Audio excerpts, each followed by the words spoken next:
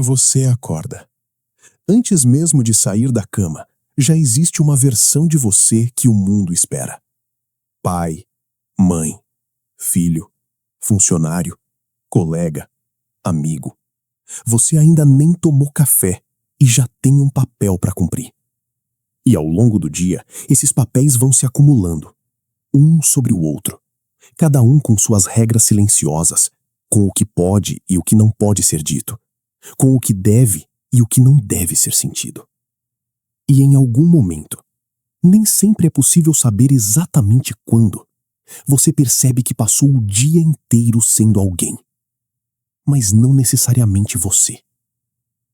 Eu me pergunto isso com frequência. E foi justamente essa pergunta que me trouxe até aqui hoje. Eu não acho que isso começou com as redes sociais. As redes tornaram tudo mais visível, mais acelerado, mais comparável. Mas os papéis começam muito antes disso.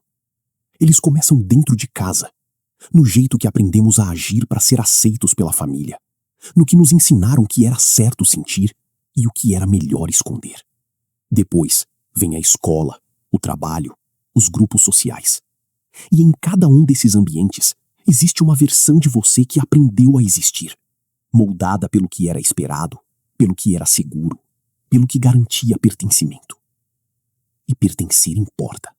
Sempre importou. O problema não é adaptar-se. O problema é quando a adaptação vai tão fundo que você perde o fio que te conecta a quem você é de verdade.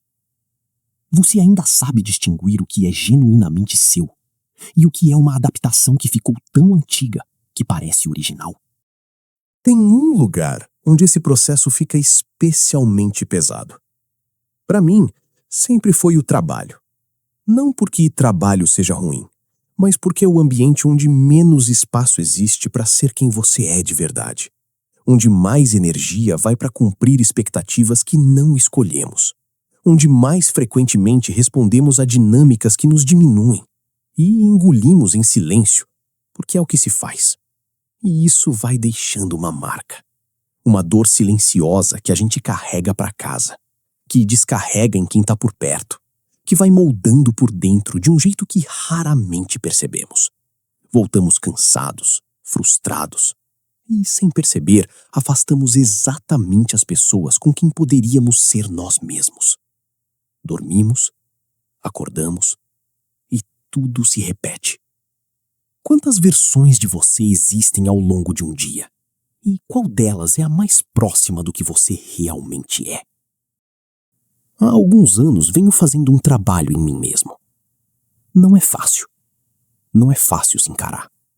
Olhar para dentro e perceber o quanto, no dia a dia, eu não sou eu mesmo. Existe um medo que me acompanha há muito tempo. Não um medo de algo específico. Um medo mais difuso, mais silencioso. Medo de ofender, medo de ser julgado, medo de não ser suficiente, medo de decepcionar. E quando parei para examinar esse medo de verdade, me deparei com uma pergunta que não esperava. Agradar a quem? Quem são essas pessoas que ocupam tanto espaço dentro de mim?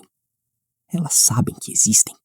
Elas se importariam se soubessem o quanto influenciam minhas escolhas?